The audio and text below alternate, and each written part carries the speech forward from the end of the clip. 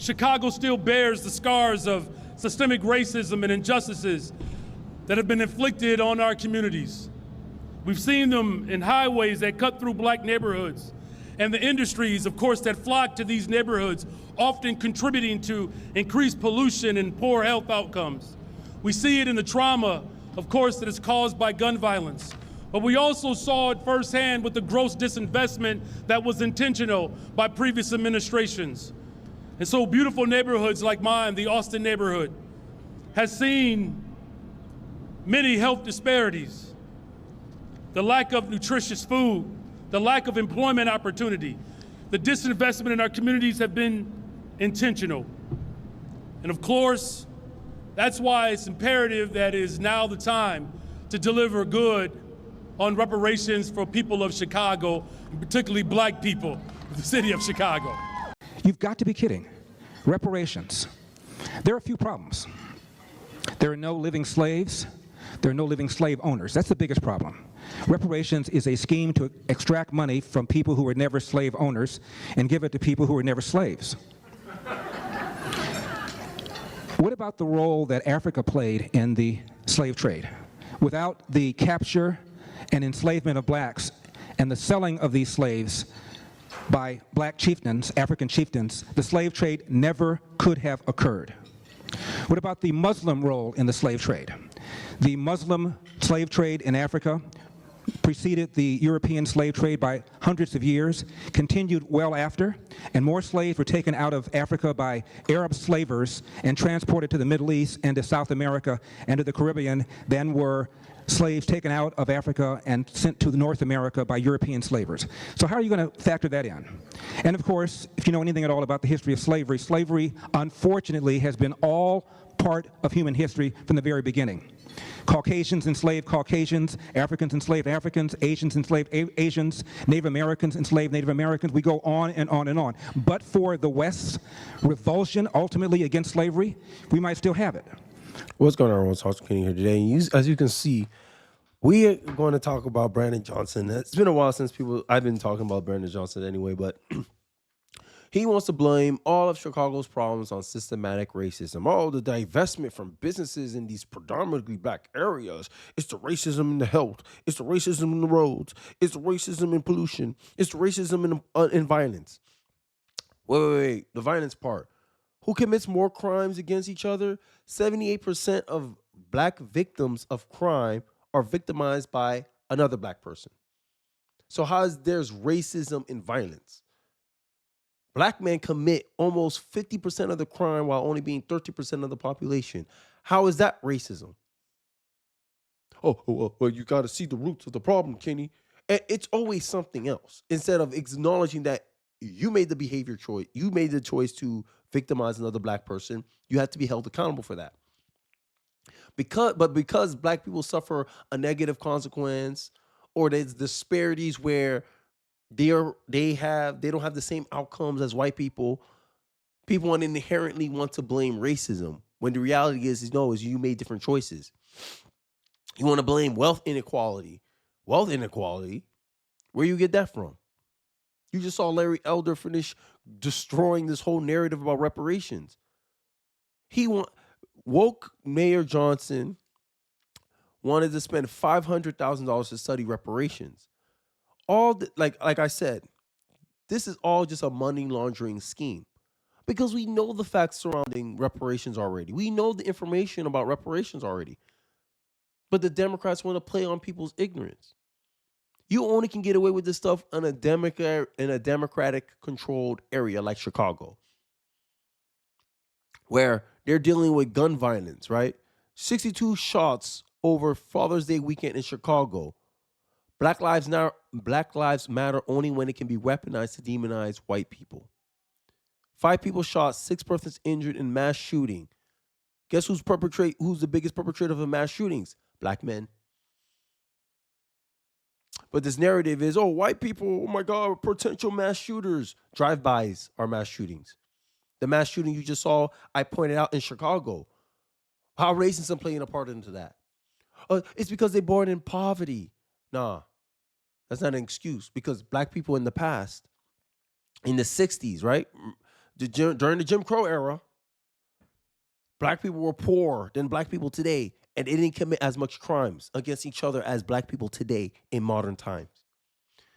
Yet the left want to continue perpetuating this narrative that, oh, we need reparations to make things right, to right or wrong, when Democrats themselves were the reason why your ancestors never got reparations in the first place. Look it up. Abraham Lincoln's vice president was a Democrat. But here they are pretending that they're going to give you reparations when all the information about reparations are already out there. There's something black people need to understand, man. The only people deserving of reparations are slaves themselves, and slave owners are the only person responsible for paying it.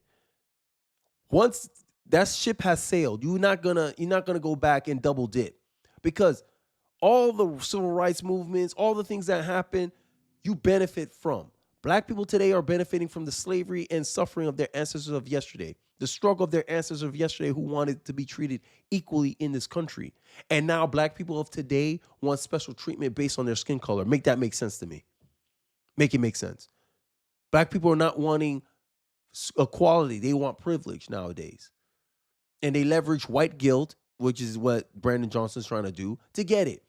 He wants $500,000 to pay his boys in academia, who's overwhelmingly left, by the way, to give them lucrative jobs so they can go study and rehash information that we already know. There are 400,000 slave owners in America, about 4 million slaves in this country, right? Out of the 400,000 slave owners, 5,000 of them were black slave owners. We know the information already. But they want to sit here and pretend, oh yeah, we need to see how extensive the oppression was. Oh, we're traumatized by racism. Who keeps traumatizing you? Your parents? Your parents telling you you got to work 10 times as hard with no facts, with no evidence because they had to? The only thing that's traumatizing black folks about racism is the fact is of what the previous generation is doing to the current generation. Trying to tell them, oh, you can't do nothing because you're a black man.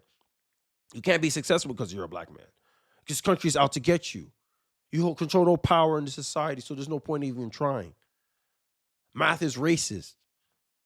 Oh, school is racist because they disproportionately suspend black students. But doesn't black students disproportionately act out in class? Why aren't other minority classes getting expelled at the same rate as black kids? They don't want to look at themselves. They want to find some boogeyman to blame all their problems on. And this is what racism has become. It has become a scapegoat to excuse all the inadequacies and the bad decisions that the black community has made. It's a scapegoat that the previous generations of black America used to kind of excuse themselves of why it's not their fault, the current state of black America. Because my argument has always been that we are at where we are at is because of the choices and decisions of the previous generations, aka the generations of our parents, that put us in this position. Oh, why we're in poverty, why we don't got generational wealth. I don't know. Ask your parents. Ask your single mom, where 70% of black kids are raised by. That's the real reality of why you don't have generational wealth. Generational wealth comes from married households, not single-parent households. Single-parent households live paycheck to paycheck, barely scratching by. And you're pretending that, you're surprised why there's a wealth inequality, why there's wealth disparities between the black community and the white community. Who has a higher percentage of single mother households? The black community. Single moms are the poorest individuals in this country. Single moms have a higher propensity to be in poverty than any other family structure. That's a fact.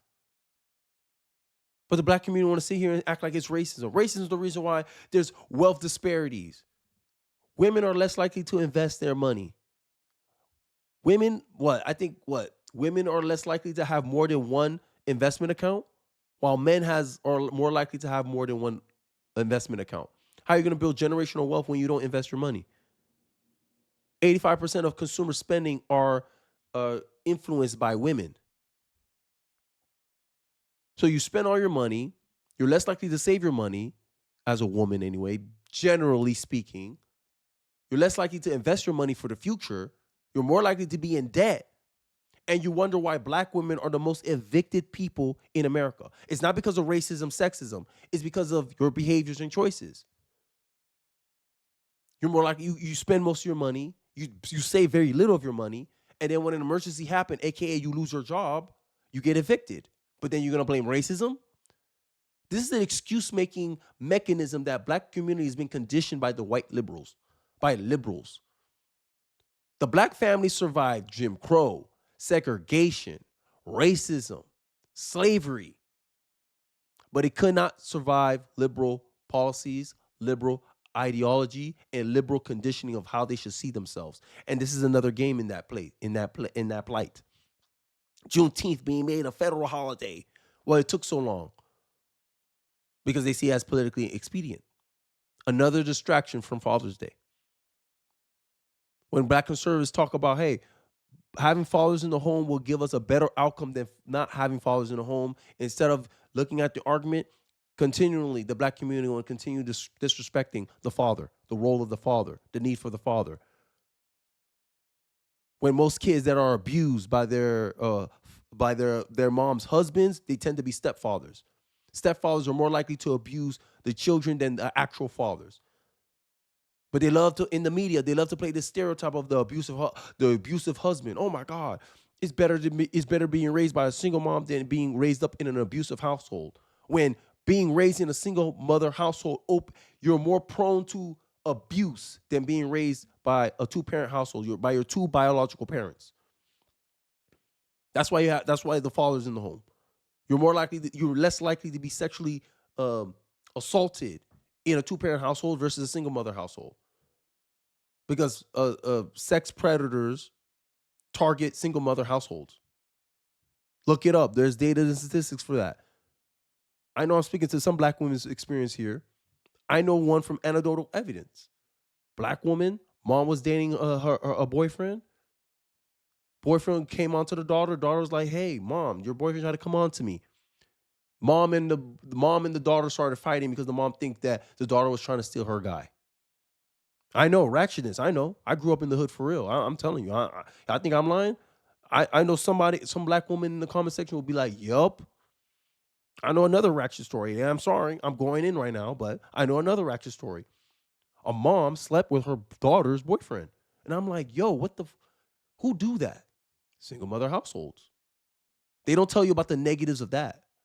But when you bring out the statistics, when you bring out the stats about how single motherhood, your kids are more likely to engage in degenerate behavior, your daughters are more likely to end up pregnant, your kids are less likely to finish school, more likely to be a criminal, because most criminals are raised by single moms. All mass shooters, if not most mass shooters, come from single mother households. All the ills of society points to fatherlessness.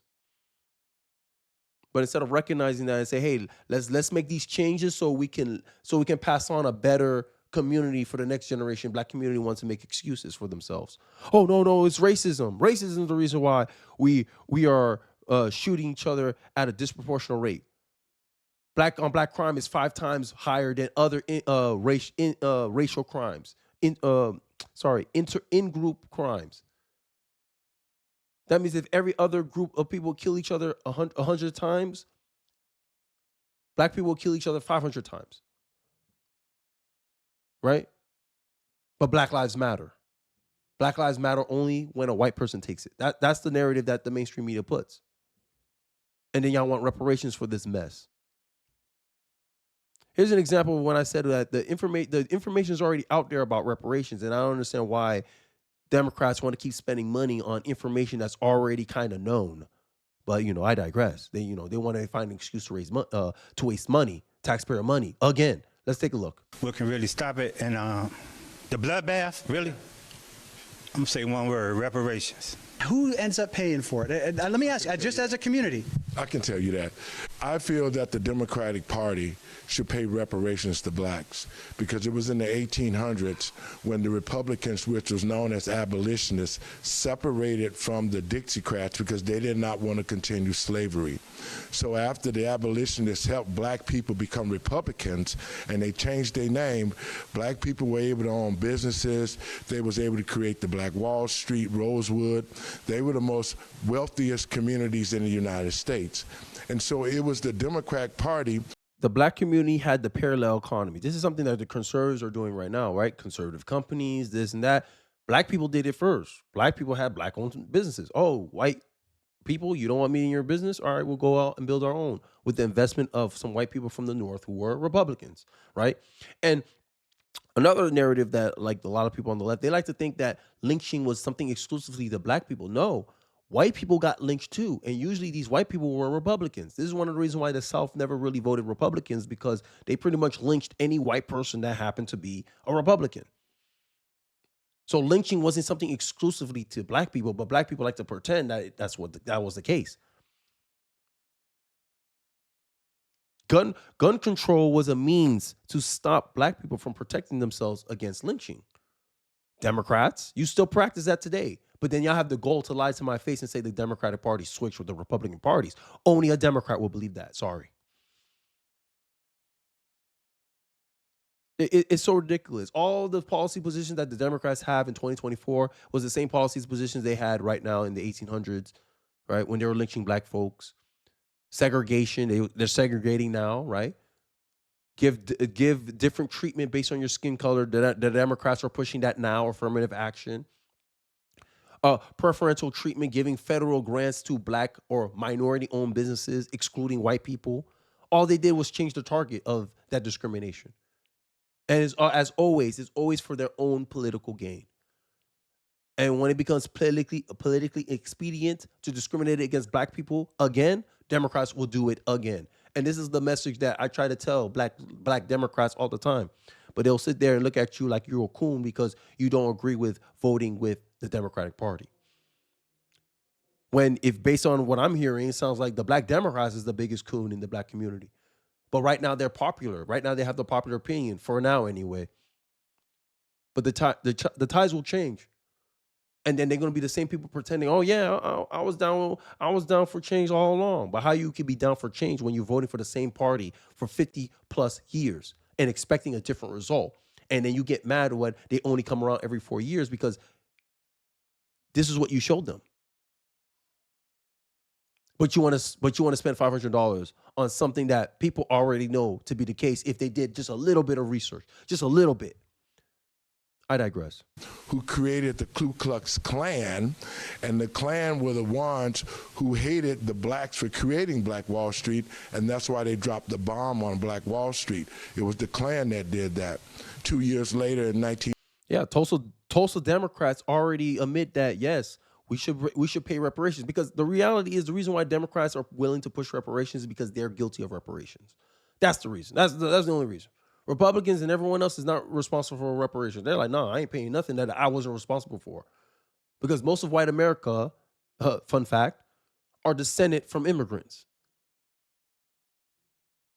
But you expect all of America to pay reparations? Get out of here. You want California to pay for reparations when California was never a slave state? Make it make sense. And then they get mad when you say that this reparation stuff is a hustle. You want to sell victimhood. I digress. 1923, it was the Klan that destroyed Rosewood. So if anybody owes black people money and reparation, it should be the Democratic Party, the Ku Klux Klan, which they originated from, that Democrats should be paying the money to blacks for all that they've done with slavery, the destruction of the black economic engines like Black Wall Street. I feel the Democratic Party should pay reparations to black people. So Democrats destroyed generational wealth, right? So Black Wall Street, we had two Black Wall Streets. I think one is in Durham, North Carolina, and the other one was in Tulsa. They destroyed Tulsa and Durham. I think Durham was able to rebuild. And there's still some black businesses today that was able to pass those things down, right? But for the most part, that you can make the argument that's where generational wealth got hampered by white liberals, by white Democrats, right? But they want to blame slavery. They want to blame racism. Make that make sense. Make it make sense. Oh, we don't want you to sustain yourself. We want you to sustain yourselves on our system. Here's affirmative action. Less black kids graduated college than in the time Martin Luther King was coming up. Martin Luther King was a third generation college graduate. But now, look what happened to the culture. All because we lost that do for self mentality. The Democrats like to talk about how the party switched, but Bill Clinton talked about how, remember, I thought Bill Clinton's a current Democrat, right? Bill Clinton talked about, hey, that's kind of what you had to do to be a part of the Democratic Party, for referring to being part of the KKK. Biden talked at, I believe, Robert Byrd's funeral, who was alleged a KKK member, I believe, if I remember correctly. I don't know where the party switched. When you ask these people when the party switched, they can't tell you. But all I know is I looked at all the Southern Dixiecrats. All of them still died Democrats. Majority of them still died Democrats. So I don't know where this party switch narrative comes from. But this is the history that the Democratic Party is trying to run away from. And they want to sit here and pretend, oh, we're looking out for the best of black people. I don't know how this benefits black people when you're distracting black people from actual solutions. Hey, you got to do for yourself. You got to build your own stuff so you're less dependent on other people. But that's how the Democrats want black people. They want black people dependent. Instead of building their own schools, building their own companies, right? Not expecting special grants. No, just stand on business. Black people was able to put up half the money to build these historically black colleges with the help of northern white Americans who were more or less Republicans. This is why these Morehouse, Spelman, Howard, these are named after white people. Do black people know that? No. They just know these are historically black colleges. But then they're quick to call you ignorant because you don't agree with their narrative or their worldview on how things should go. Reparations is not owed to any living black American today because no living black American today has experienced slavery. That's the point of reparations. Trying to make reparations about racism and all that stuff? No. You don't deserve reparations for none of that because you don't face the same kind of racism that black people in the past did. And I'll end it off with this. It seems like the only argument a lot of these Democrats have is they always have to go back to the past. No people can move forward while keep looking back. Can't try it. Try to walk forward while looking back. You'll crash. And that's what's going on with the black community because they keep looking backwards. Keep looking at a history that they never personally experienced, but they want to piggyback trauma off of to make excuses for why they should get preferential treatment today. They don't want to look at how their behaviors create the disparities in their communities. No, they want to cascade all that disparities and say, oh, that's racism. That's because of racism. I'm in poverty because of racism. Not the fact that most of our communities raised by single moms who tend to be the poorest demographic and people who are most likely to be evicted, most likely to be on welfare and all the on government programs. No. It's not because of that. That's not the reason for poverty. It's because of racism. Yeah, okay. Keep excusing yourself from the problems. Because at the end of the day, I'm not judging America where it was. I'm judging America where it's at. And where it's at right now is like, at this point, there's some people making the argument there's black privilege. Because of affirmative action, you get special treatment. You get lowered standards because people want you in their corporations, in their schools.